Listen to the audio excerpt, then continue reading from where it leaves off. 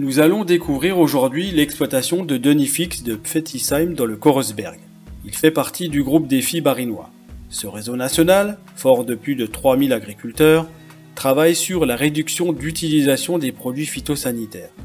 Denis va nous présenter comment il réduit les phytos pour le blé. Mon exploitation, c'est une exploitation polyculture élevage avec 100 hectares de culture, donc du maïs principalement, du blé, du colza et de l'orge.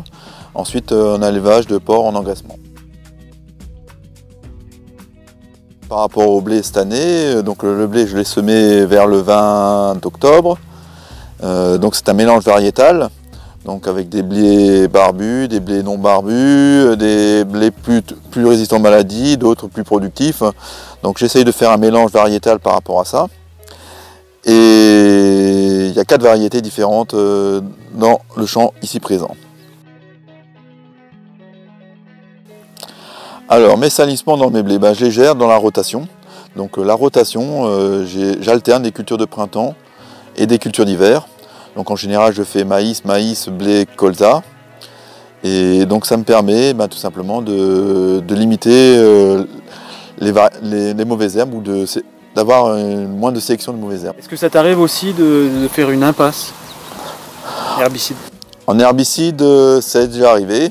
Alors ça dépend des années. Si les années sont possibles, je peux passer la houe rotative. Donc c'est de faire un traitement mécanique. Tout dépend du côté de l'état de la parcelle, déjà l'année d'avant, souvent.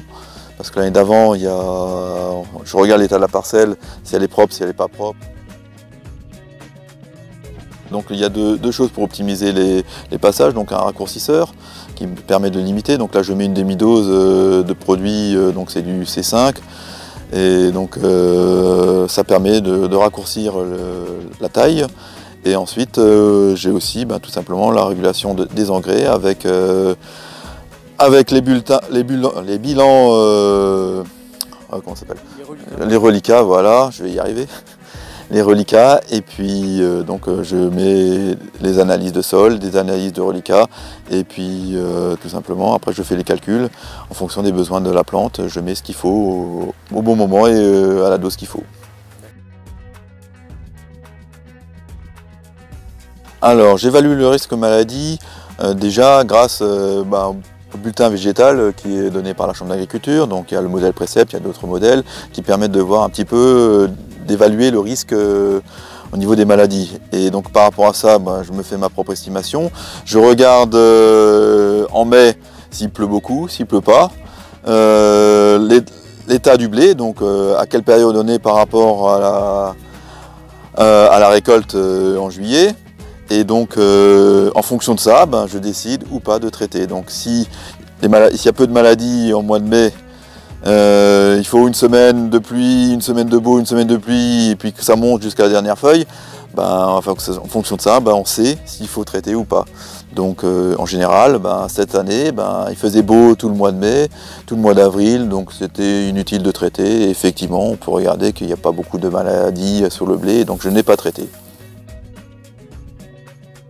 Cette année, c'est une récolte bonne, on va dire, de manière générale.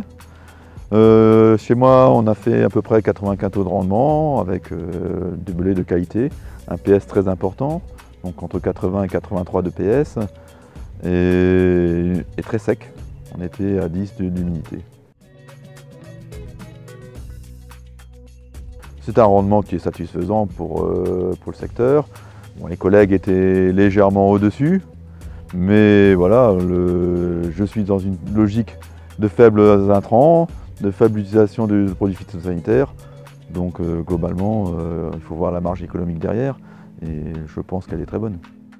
Grâce à une rotation équilibrée, la pression en adventice est contenue, d'où des IFT herbicides faibles. En 2016, les conditions climatiques ont provoqué une forte augmentation du risque maladie. Denis a donc utilisé plus de fongicides. Le rendement, malgré tout, n'a pas été préservé. La pression maladie étant faible ces dernières années, l'impasse en fongicide peut être possible comme en 2020. Le risque verse, quant à lui, est non négligeable avec le lisier de porc. Denis utilise un régulateur à moitié ou au tiers de dose. Au final, l'IFT total est en général très en dessous de l'IFT de référence. Les rendements sont dans la moyenne du secteur. La marge brute est satisfaisante grâce à une bonne optimisation des intrants et avec une faible utilisation des produits phytosanitaires. Cette baisse d'utilisation des produits phytosanitaires est attendue par la société. Pour que cette évolution soit durable, ces systèmes agricoles doivent être multiperformants. Grâce à ces groupes de fermes défis, nous pouvons mettre en œuvre de nouveaux systèmes de culture et mesurer leur performance.